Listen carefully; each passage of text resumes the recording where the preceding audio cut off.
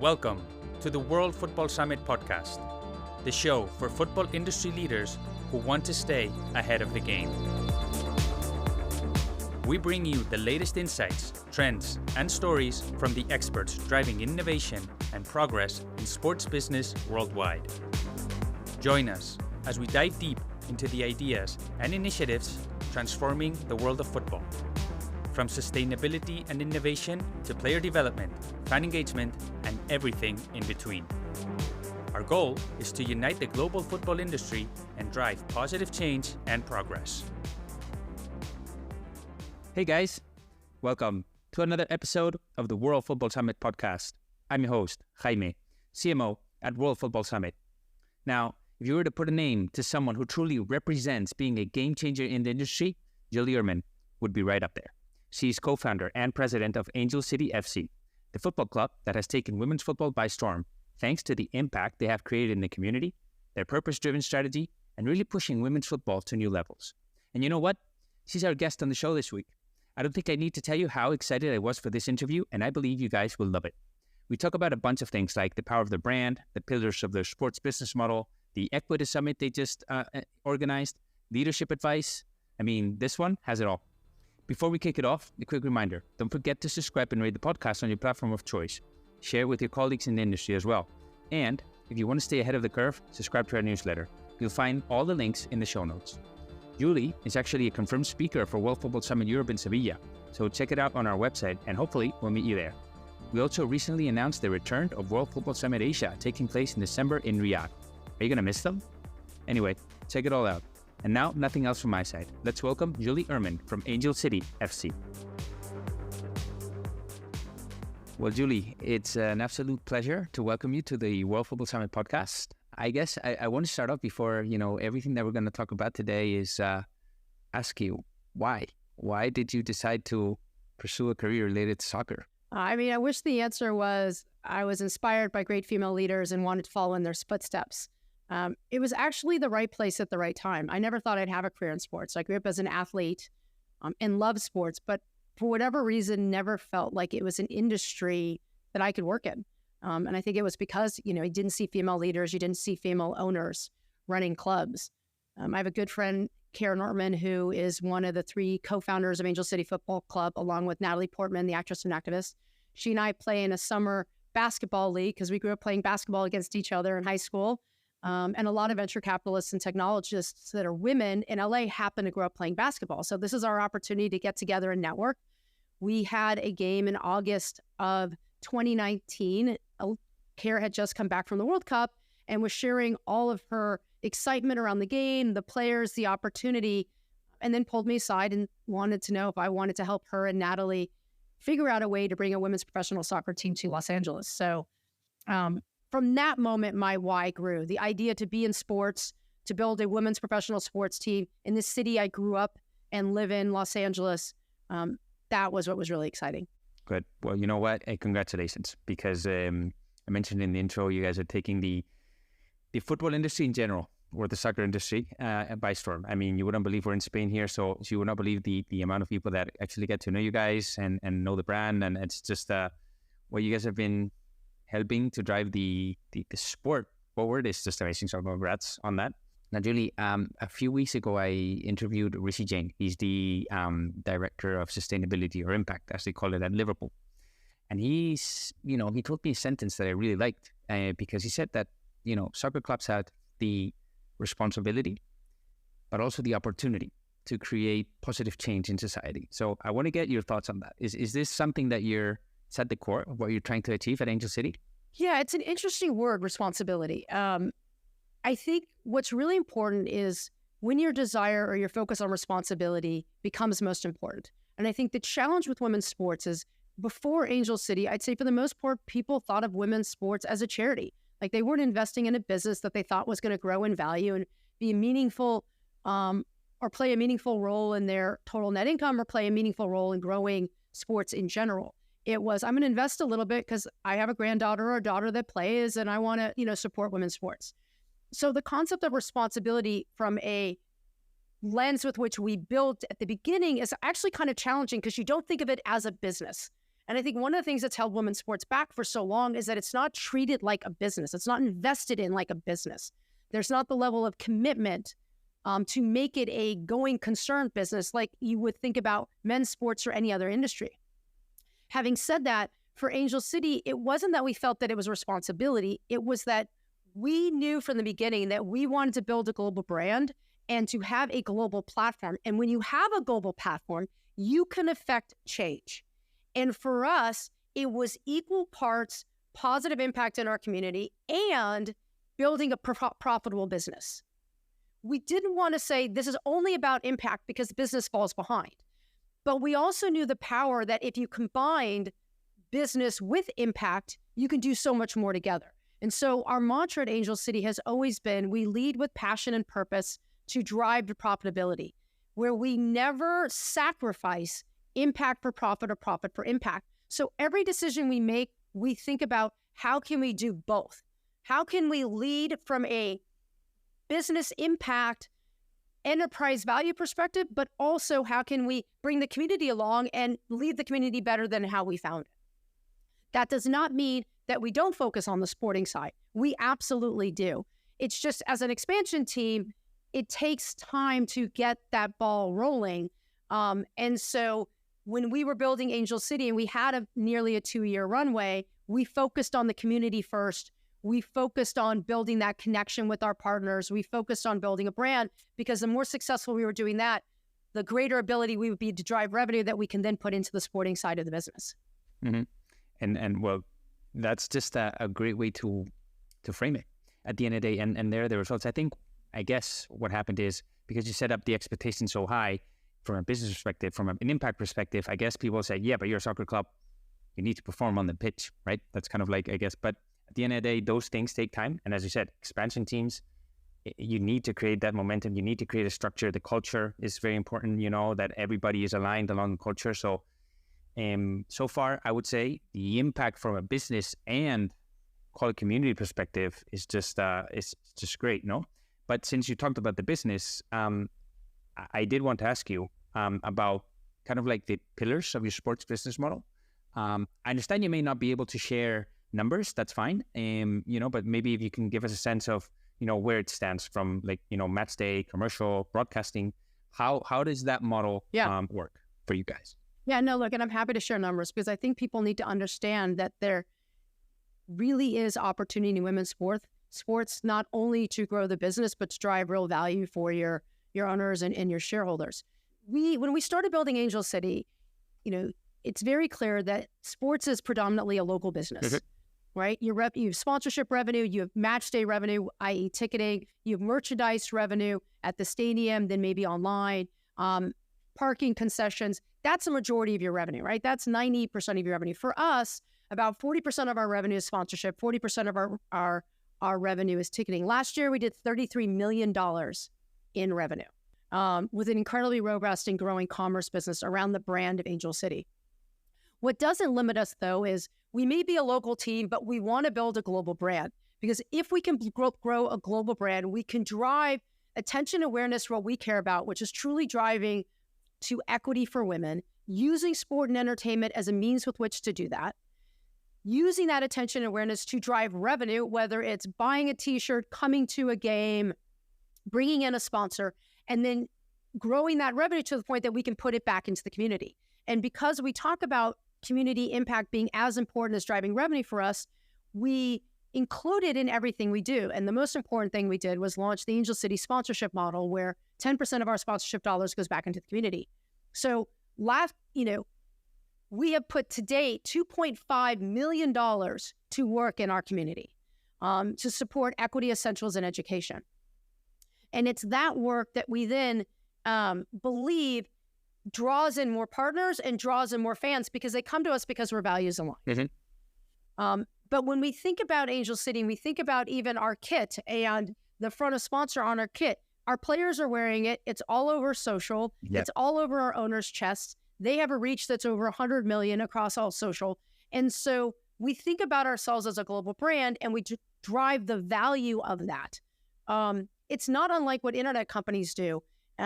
It's about thinking differently about sports, though, and recognizing And Liverpool says this all the time. And United says this, right? 1% of their fan base has ever been to a stadium. Yeah. That's 99% of their fan base that want to monetize, that want to show their pride in supporting a club, that you have to find a way to connect with. And we were really intentional about building pathways and a platform to connect with a global audience from day one. Yeah. It's funny you mentioned Liverpool. I interviewed Peter Moore, former CEO of Liverpool. He's down now in Santa Barbara, building his own project there. And he always had a mantra that he kind of implemented at the club, which is a football club has to have a local heart, but a global pulse. And I think that's what you're trying to achieve at Angel City. At the end of the day, you're creating a movement, but that movement has to go beyond your frontiers, no? So it makes total sense what you're trying to do. Yeah, and I would say, very unique to us and to the city that we play in, Los Angeles is a global city. Yeah. Right? It is incredibly diverse. And so in order to attract a fan base, in order to resonate with the fan base, we want to build a club that, supports diversity and inclusivity, but that has a diverse set of players, diverse office staff. We have players from 7 different countries, 9 different nationalities. We want our players to be representative of the community that they represent. And so being in Los Angeles, having the diversity of the city, I think also lends us to have this global appeal because we have players from Japan and Scotland and Canada. It allows us to attract those players also because they can find their home here. I think so. And what stands out there is that the values that you have resonate with people around the world. So it's diversity. Well, everybody's going to resonate with diversity and create impact. Everybody's going to create impact regardless of where they are in the world. No, so that's kind of key there, to create that global movement, if you will. No. I think the big difference with Angel City is we're so intentional about walking the talk. If we say we're going to be diverse, if we say we're going to be inclusive, it's about our game day experience and the experience our fans meet every single day. That's diverse, inclusive, fun, friendly. It's the representation in the front office. It's a representation, again, on the pitch. It's the representation through our coaching. It's how we bring our sponsors into our values through the 10%. It's how we bring our fans into our values. If our goal is to truly drive towards equity, fans play a role in that because the more revenue I generate, the more I can pay my players. So we have this fan-fueled 1% program where 1% of our net gate receipts go to our players. Okay. But we also say to our players, you know what? You are our biggest marketers. You are our best marketers. So if you use your social platforms to market our games and tell fans not only when they are, but here's a link to buy tickets, you get the ability to participate in that 1% revenue. And so we want to make sure that all of our stakeholders are included so that when we say we care about diversity and inclusivity, when we say about driving towards equity, every decision we make aligns with that. And that's been part of our DNA from the beginning. Is it? Yeah, players are your biggest marketers. I like that. And I think it's totally true. But I really like the way you guys are actually involving the entire ecosystem, no? And actually creating the brand from even the fan experience, So you look at, for example, you have a background, you have a shirt from Dortmund on the background there, They're very well known for their match day experience. And then that trickles down to the entire world and the entire experience as Borussia Dortmund as a brand. Liverpool is the same. So I guess you're trying to use a similar model. Everything starts from the live experience, and then how can you involve the entire ecosystem into that live experience? Am I getting that wrong or no? No, absolutely. I mean, the live experience was something we focused on very early, and it was, very clear from Natalie's point of view that this needs to be a spectacle, right? There are a lot of things to do in Los Angeles on the weekends. There's the beach, there's the mountains, there's movies, there's hiking. If you have a 13-year-old girl, she's playing club soccer, club volleyball, and she's, playing, right? So how do we get you to an Angel City match? There's also 11 professional sports teams in Los Angeles. So how do we get you to an Angel City match when the Dodgers might be playing, right? Or the Rams might have a game the next weekend. And so it was about creating a game day experience that was deserving of our players, that was deserving of the incredibly competitive product that's on the pitch that showcases the best players in the world that are part of our team as well as our, the competitor team that we're playing at that time. And so we looked at 2 things. One, we went back to sort of the Showtime era of the LA Lakers when Magic Johnson played. And you would go to a game either to see Magic or to see who Jack Nicholson brought courtside. And we knew that we had that same ability with Angel City, that you would come to see Kristen Press play and our incredible team, or you'd come to see Natalie Portman and Jennifer Gardner and Lily Singh and our owners and be part of something special, to be part of that sort of FOMO moment for those 90 minutes. But we also recognized that because of the diversity of LA, we did not want to create a game day experience that was limiting. So it wasn't about it's a family experience or it's an affordable experience. We were very intentional about saying it's an experience for all. So what do millennials want when they come to a match? What do families want? What does, someone that identifies with the LGBTQ community? How can we provide something special to everyone? And then the second part of that was every game is somebody's first game. Mm-hmm. So how do we elevate that game day experience every single game so that you want to bring someone new the next game and then you say to them, oh my God, this was even better than last week. And that's been our sort of guiding principles for each game day. The third thing actually comes down to pricing. It's not about affordable. These are the best players in the world. These are incredible games. And there is value to that. And so from a pricing perspective, it was a price point for everyone, not affordability. If you want to stand in the supporter section and cheer and scream, it might be $15. But if you want to sit on our player bench right next to our team and our coaches, that might be $500 a game. And a suite might be $25,000 or $50,000, right? We made sure that we priced our tickets appropriate for our players and for the experience, but also made sure that no matter what economic band you were in, you had the ability to come to a match. That's very interesting because in a time when everybody is talking about the need to kind of like enhance accessibility to women's football or women's soccer, you actually treated that like a business. And that's kind of like living proof of what you were mentioning before, no? It's like, okay, we understand we're going to have different segments of fans. Each one is going to look for a different experience.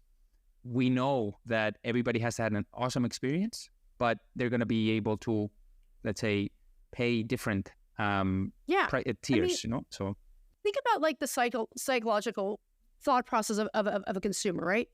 If I'm telling you, you're going to watch the best players in the world play in a game. You're going to have Kristen Press and Alex Morgan and Sophia Smith and Mal Swanson and Trinity Rodman and Crystal Dunn. You're going to have the U.S. Women's National Team playing a match, and it's $5. What does that tell you about the quality of those players? Yeah. What does it tell you about the quality of that match? Now I tell you it's $50. What does that tell you? Mm-hmm. Right? And so part of our responsibility that you brought up early about women's sports is to continue to drive home the value of the product and the expertise of these players. You would never pay $5 to see Messi play, ever. Right. Right? Well, you should never pay that to see Trinity Rodman play or Sophia Smith play. Okay. Right? Ever. And so it's training that women's sports shouldn't be discounted. It's just as exciting. It's just as rewarding from a fan experience. And the players are just as good. And it's this mentality that, women's sports deserves less that we are changing, and we have changed with Angel City. No, but that's interesting, because at the end, that's a sports marketing lesson right there for those of you listening. I mean, it's about really putting the right price to the value that you're giving, right? It's not, you don't give it a discount. You know what I mean? And actually, that leads me to a question I wanted to ask you, because there's an ongoing debate in the industry, which is you look at soccer clubs, they're trying to create or convert fans into customers. Yeah. And when you look at other industries, it's the other way around. It's every industry wants to turn their customers into fans because of the loyalty, because of the passion. So what's your opinion on that? Are we looking for fans or for customers? Look, I think what's so unique about sports is that sports creates community. And to join a community, you have to feel a sense of belonging, which is shared values, right? So if you can create that emotional connection with your fan, with your customer, one becomes the other. If I'm a fan of Angel City, I want people to know that. So I will buy the merch, right? Like, I think you need to create that emotional connection first. They have to align with your why. They have to become a fan. And then it's easy to convert them into a customer because you're going to want to go see them play. You're going to want to wear their merch. You're going to want to bring a fan. But if they don't have that connection in the first place, I think it's really hard to convert. Having said that, the flip side is by creating an incredible experience. We have people that come to Angel City matches for the first time. So they're not a fan yet. They're a customer first. But if they have that incredible fan experience, that incredible game day experience. They find that player they want, they immediately become a fan, and then they're like doubling down on becoming a customer, right? And so I think when you're building, you have to focus on the fan first. You have to focus on being that community and creating that sense of belonging.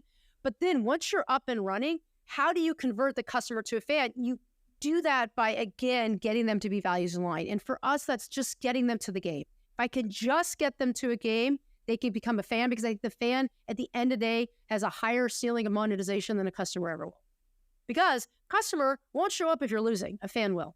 Exactly. I mean, I think a customer, for example, my phone breaks, I'm going to probably change brand.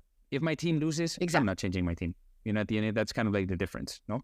And to your point, I think so, or agree, that fans actually connect with a set of values, but also with the story, right? So everything that you guys are doing tells a story at the end of the day. And I would argue that it's not storytelling what you're doing. I think it's more, or at least the way I see it, story doing, which is kind of like you're proving what you do. You're telling the story as you go. Would you say that is how you guys are framing it? Yeah. I mean, I think that's, storytelling is critical. It's critical in women's sports. You've seen the research out there that women are better storytellers than men. Women connect better with the audience. Women have a better, brands supported by women athletes have higher recall from customers. So they tell better stories, and they have a better chance at connecting with their fan base. We are incredibly committed to doing and telling the stories of our players and of our community and of our team, because that's what creates connection. The reality is we have 26 players on our team, which is 26 incredible stories that someone can connect to. We also recognize that fandom has changed. You follow a player first, a team second, and a league third. And you see that when you look at Inter Miami. When Messi came to Inter Miami, the social, following blew up, the ticket sales blew up. You had fans of Messi that now became fans of Inter Miami. They become ticket holders. Now they're fans of the MLS. Like, they want to support this league and grow it. So it's important that we tell the stories of our players, but also, again, of our community, of the impact, of our sponsors that are helping enable the impact, and everything to not only drive attention, awareness for women's sports, but also ultimately drive that level of investment and commitment in women's sports so that it gets to the level and beyond that of men's, because it's a real business. And to that point, Julie, is there a particular story or a campaign that, that you're most proud of, given your time there, that, because of the fan engagement or the engagement of the community that it created? I mean, there's so many, but I think one of my favorite programs that Angel City puts on is what we call the Player 22 and the Player 22 Fund. When we started building Angel City, again, we talked about our mission of using sport and entertainment to drive to equity. And we knew that we were going to work to set higher expectations and to invest in our current players, right? And we're going to create a player care vertical to support our players. We also knew that over time, we would develop and support youth, whether it was youth programming or an academy or camps and clinics. But we knew, even through our impact platform, that we would support the training and development of youth, either from a skill basis or even from a leadership basis. The one piece of the puzzle that was missing was former players, right? So we're supporting up-and-coming players, our youth, we're supporting our current players, but we also wanted to support former players with which we would not be here if it was not for all of the work that they did. We would not be here for the Julie Foudies and the Mia Hamms and the Abby Wambecks. We would not be here for the Alex Morgans and the Megan Rapinos. And, what was so special about Angel City and our large ownership group is that we have 14 former U.S. Women's National Team members as part of our ownership group. Not only do they have a seat at the table to drive the strategic direction of Angel City and by way the league, but now they have a financial stake in women's sports that they never thought they would have. And so we believe that if we could inspire and find a way to get more former soccer players invested in the NWSL and invested in these leagues, we could grow faster and give back to them who gave so much to get us here. And so we created the Player 22 Fund as a way to say sort of thank you to the players that came before. And it's effectively like a scholarship program. We started off by creating a special line of merch. And then as part of our sponsorship 10% model, sponsors started to embrace our Player 22 Fund PNC Bank being one of the first. We raised $100,000. We partnered with the California Community Fund and I Fund Women. And it's a grant program for former players where they can apply and say, I'm creating a digital training program for goalkeepers. Or we've given out 8 grants. We've just done our next set of grants. But I'm so proud of it because it's our way to give back to those that have built this sport. And obviously, they're not former Angel City players. We don't have former Angel City players. But it's a way to invest in former football players to reinvest back in the sport. So the Player 22 Fund is something I'm really proud of. Well, that's amazing. Because at the end of the day, what you're really showing respect for the legacy of the game, if you will. So I think, and that's something that we never have to forget. Even if we're trying to evolve it, we're trying to make it better, different, whatever you want to call it, the legacy is there. And what has taken us here is something that we should always keep in our mind, no? And to me, you guys, are more than just a soccer club, no? And I think proof of that is examples like Player 22 or the recent Equity Summit. And I want to ask you about that, because that's something unique that I've seen in the global soccer industry, men, women, whatever. That's something that's truly unique. And I want to ask you, what inspired that? Why did sports, not only soccer, why did sports need such an event? And why was now the right time to do this? Yeah, this goes back to our mission, which is to drive to equity. Like, we always wanted to build Angel City as a global brand because global brands have the most influence because they have the most attention and awareness. We're also so fortunate to play, in women's football, where football is a global sport. And so we knew that if we could capture the attention of the world about things that matter to Angel City, which is driving towards equity, setting higher expectation on and off the pitch for our players, investing in our community and our product and our players and our game day, we'd have the ability to change minds. And we know that the more people working on the problem, the sooner it is to get to a solution, right? So if more people care about pay equity, gender equity, visibility in sports equity for women, if more people are working on that problem, the sooner we're going to get to true equity for women. And so for us, using Angel City as a platform to have conversations around equity came very naturally to us. We had our first equity summit in Sydney last year alongside the World Cup, where we had this incredible room of women and men that care about driving towards equity. We talked about play equity, health equity. We had the deputy secretary of FIFA. We had the head of Australian football. But it was this incredible opportunity to talk with like-minded people that are doing work to drive to equity, to create connections so that they could achieve more together. Mm-hmm. And it was such a success that we've now decided to make it an annual program. We did our second equity summit 2 weeks ago in Paris alongside the Olympics. It was an incredible event.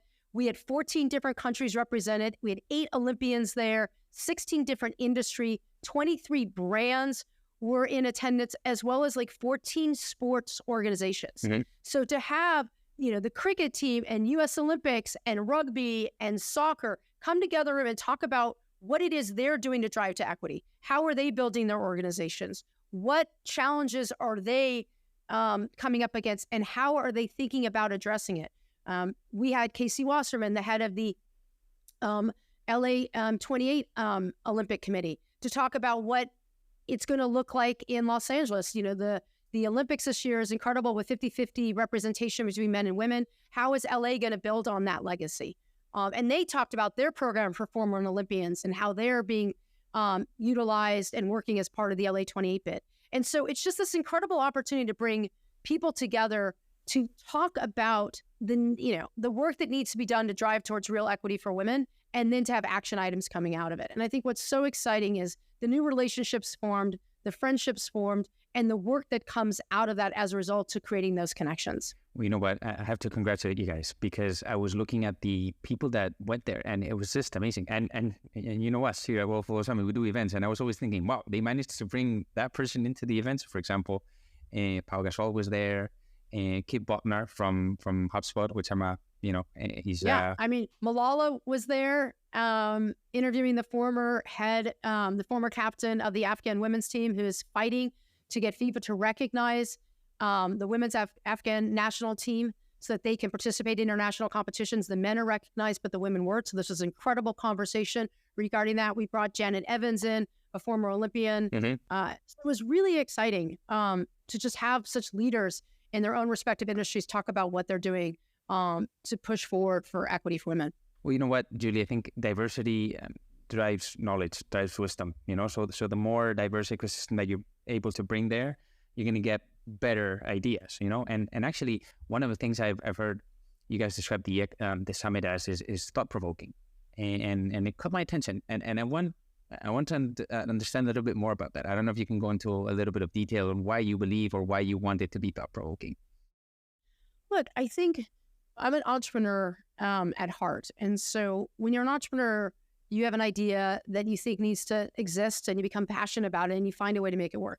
It's really hard doing anything by yourself. It's really hard. In our first summit, Natalie talked about how you could accomplish so much more together.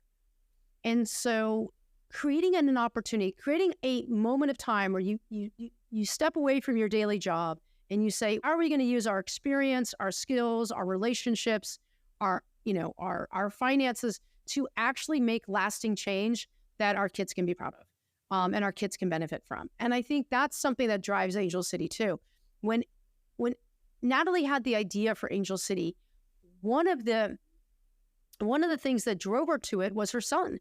He would wear a Megan Rapinoe a jersey one day, and the next day he'd wear a Messi jersey or a LeBron jersey, and then he'd wear an Alex Morgan jersey. And he was growing up idolizing athletes for how exceptional they are on the pitch or on the court, not because of their gender. And so, oh my God, if all of our kids could grow up in a world where they care about performance and sport, and it's from a genderless lens, what a better world that would be. And sometimes you need to have a seat at the table to affect change. And the more people you can bring to the table, the more change you can affect. The more diverse that table is, the more change you can affect. And so we just want to create those tables of diversity and people so that together we can create the world that we want our kids to grow up in. That's a beautiful story. And I guess, what's the future? I mean, what outcomes, what do you expect from the summit to become in the future? What objectives do you guys have for it? Because and correct me if I'm wrong, I think it's 10% that some of the partners of the summit will actually donate to organizations promoting equity. So I don't know, what do you expect? Yeah, our partner for the summer was IACT, which provides soccer training and opportunities for those kids that are part of that are in war zones and refugee camps, right? So to bring light and the idea of life after. So IACT has been an incredible organization that we partner with for the summit. The last summit we partner with Common Goal, and so it's just a great opportunity to take the 10% from our sponsors that support these summits to again have global impact together. Yes, the goal is impact. I think one of the things that we were inspired by in the summit this year is how do we collectively support the Afghan women's national team to get FIFA recognition, or how do we get them games, right? How do we get them the ability to stand in front of a crowd and represent their country that they're desperately trying so hard to do? So that was a big focus of the tournament. But also it's like, how do you think about equal representation? How do you think about how do you support women's organizations differently? So having brands come in and talk about why they support women's sports and why they're investing in women's sports to inspire other brands to do the same. So we're excited about, the impact that comes from the event, and the team took about a week off and is working on, what it looks like next year, because it's important. It's important. Sport brings people together. And so how do we use the opportunity of naturally bringing people together to talk about something bigger and that benefits all of us? Yeah. And I think the key there is the partners, because one cannot do it alone. And so, for example, you mentioned Common Goal. We're actually also working a lot with Common Goal here at World Football Summit. We're developing a workshop for World Football Summit Europe around what we need to be true to see a better industry by 2030, in terms of sustainability across all of the, and I think that's kind of like what helps, push those efforts to new levels, right? Yeah. Anyway, Julie, this has been so much fun. I want to be respectful of your time. If you don't mind, we can spend the last few minutes with some rapid fire questions that I think the audience will appreciate. Yeah, let's do it. And I want to understand first, if you could describe what makes Angel City unique in 1-2 words, which ones would you use? Passion, unrelentless commitment. Nice. And we talked about Peter Moore before. And when I interviewed him, he outlined a framework for CEOs at football clubs, which I've thought interesting. It's a 4 C's framework. So he talked about community, about culture, about civic, and about commercial. Out of these 4 areas, is there anyone that you either find more challenging or that you prioritize, and why? Our focus is always on impact and profit, right? Our focus is in proving that there's business, like driving the business of women's sports and having a positive impact in our community. Those 2 things lead every decision we make. What underpins all of that is community. We started with community. We do this for community. Players are part of our community. Fans are part of our community. Partners are part of our community. But it's really the decisions we make every single day to have a positive impact in that community and drive the business of women's sports forward. Mm-hmm. Nice. I think you said the same thing, or something along those lines. So I like to see how, CEOs at different football clubs, you guys have the same mentality. So it's nice to see that. Are there any business leaders or maybe other sports properties that you learn from, or that you guys are taking lessons to? When we first started, I was new to sports. I'd never worked in the sports industry. I didn't even know that much about football. And so I spent a lot of time looking at the business models of City Football Group in Barcelona. And I feel like Angel City has been mirrored a little bit, based on those organizations. I always talk about us as like this 3-legged stool. It's the platform of City Football Group that will allow us to monetize beyond the local revenue that typical sports teams rely on. This idea that if we build a platform that stands for equity and impact, we can launch other products and services because it'll be authentic to our fan base. And then when you look at Barcelona, you look at they're the global brand. Mm-hmm. The fact that they're not just a football club. They have a netball team and a basketball team. They have a sports innovation lab. But being a global brand gives them the ability to drive attention and awareness and to launch other products and services. And then the 3rd leg of our soul is impact. And how do we have that positive impact in the community? So our stool is it's the global brand, it's the platform, and it's the impact for the community. I like that. And I think we're evolving into a world where soccer clubs are becoming, soccer will be the essence, but they're going to be so much more. They're going to be involved in so many things, always with soccer at the root because of the stories, because of the emotions, because of the memories. But the different avenues that you're going to take are going to be so interesting to see, And one of the things that we have implemented at World Football Summit is an initiative to empower more female leaders in sport, in football in particular, So, and a lot of the people that listen to this show are female or aspiring female leaders. So what advice would you have for any future female leader? First thing is you got to get yourself in the position to lead. So you have to be part of a sports organization. You have to find a way to have a leadership role. Don't be afraid to do something new, right? I think one of the things that resulted in sort of Angel City's success is that we weren't afraid to take risks. We heard a lot like that's not done in sports. Like that's not done in football. And we said, okay, but we want to build an incredible game day experience. So why isn't it done, right? So don't be afraid to take risks. Don't be afraid to raise your hand.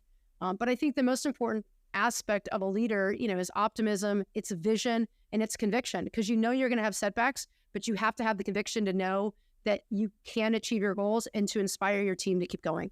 That's a nice piece of advice and very similar to how other female leaders in football approach their career. So I appreciate that. And Julie, obviously the momentum around women's soccer is just unstoppable at this point. And it's on pace to become a major sport. What role will Angel City play in a world where women's soccer becomes, one of the top 2 sports in the world, if you will? I'm going to say it is a major sport. Angel City just did a control transaction that valued us at $250 million. We are the most valuable women's club in the world. Post-transaction, we're going to be worth over $300 million. And that's not because people think women's sports, it's nice. It's because we've generated a real business. Multiple years, north of $30 million in revenue. It is a real business. And if we have more owners, more presidents investing in the product, investing in the players, the fans, the customers already exist. That's the thing that people need to understand. You don't need to find women's sports fans. In fact, women's sports fans are probably the hardest working fans around because you've made it so hard for us to be a fan. You made it so hard to find where these games are, what time these games are on, right? You put our games behind paywall, so we had to like payroll money to see it, and yet the fans still exist. And so if you just make it easier, that fan, that customer will show up. But you need teams and executives that are willing to invest in the product, so when they get there, they're excited to be there and they want to bring a friend back the next time. Yeah, that's a great way to say it. The women's football fan is loyal, passionate, and that's really hard to find around the world. And growing. Yeah, and growing. We're seeing in the Olympics, right? The Rugby 7 was a credible example. You had the qualifiers and the finals with north of 60,000 fans in the stadium. The U.S. women's national team games consistently sells out. The fans exist. You just have to make the product more accessible, and then you have to build the product to be entertaining as if it's going to any other type of event. Nice. Well, Julie, this has been so much fun. I just have one last question because I know you have to run. At World Football Summit last year, we launched a rebrand. Basically, we believe that the football industry needs to become more professional. It needs to embrace sustainability across its three pillars, so financial, social, and environmental. And in general, just embrace innovation. Always respecting the legacy, but innovate. And we summarized all of this under a claim that we said the football we want and the football we need. So if I were to ask you to describe in 1-2 sentences, very briefly, what is the football that you want or need, how would you do it? Football that we want and the football that we need. The football that we want is pay equity for the players. The football that we need is equity for women's sports. Thank you for that. I like that answer. And thank you for this awesome conversation, Julie. It's been so much fun, and I really appreciate you taking the time. I don't know if there's anything else, any last words you want to share with the audience before we wrap up?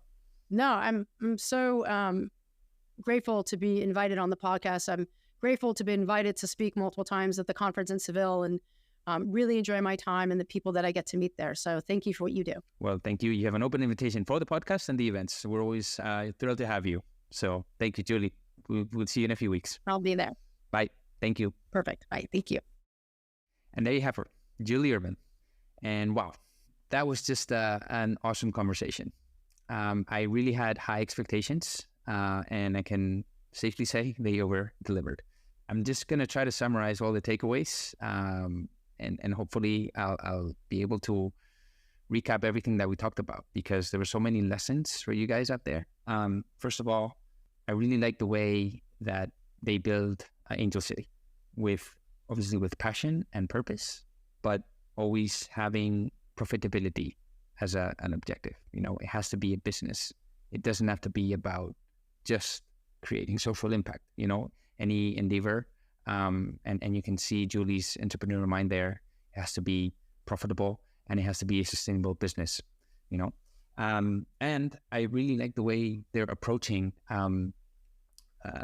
their quest to becoming a global platform, a global brand. As we were talking about, they have a very similar approach as the one that Peter Moore implemented at Liverpool, being a club that has a local heart, but a global pulse, because they understand that if they become a global brand, they're going to be able to create more impact locally and internationally, at the end of the day. And how they're evolving really into becoming more than just a soccer club. At the end of the day, soccer will be the core, will be the essence, but the different things that they're doing are helping them reach into new fans and into new areas of impact, right? So, and you can really look at how they approach the business with many different things that she mentioned during the episode, but especially I like the way she talked about the pricing scheme, because yes, it is of interest that, people have access to women's football, but you really have to value the product and you have to demonstrate the value through the pricing. So they're not afraid to go into more, call it quote unquote premium pricing, because they truly believe that the product will deliver on the experience and the expectations that the fan will have, right? So again, keep that in mind. It's not only about being affordable, it has to be sustainable, and there are fans that are willing to pay the price for a good experience. Other lessons that she shared there, really the players are your biggest marketers, and how do you, at the end of the day, involve the entire ecosystem that you have around your club to reach new levels of growth. So how do you involve your players? How do you involve your partners? At the end of the day, everything is crucial. I guess just finish off with what she was mentioning there towards the end, how important the community is. It's one of our priorities. A lot of football leaders have that as a priority. So it's nice to see that pattern. And really, I really like the way she ended the episode about describing the football that she wants and the football that she needs. So really talking about the need to have equity for players, because at the end of the day, they're the core of the product, if you will. But in general, taking care of the entire category, the women's soccer category, so it's just a good approach to keep in mind. And anyway, I don't want to, take too long to describe. There's so many things that I learned from Julie during this episode, which is, again, just so much fun. I don't know if there's anything else that stood out to you. If so, make sure you reach out on social media. And before you go, don't forget to subscribe and rate the podcast on your platform of choice and share it with your industry colleagues. You would not believe how much that helps us bring amazing guests like Julie to the show, and nothing else from my side. I want to thank you for tuning into this episode of the World Football Summit podcast. I hope you have a great rest of your day, and we hope to see you next time.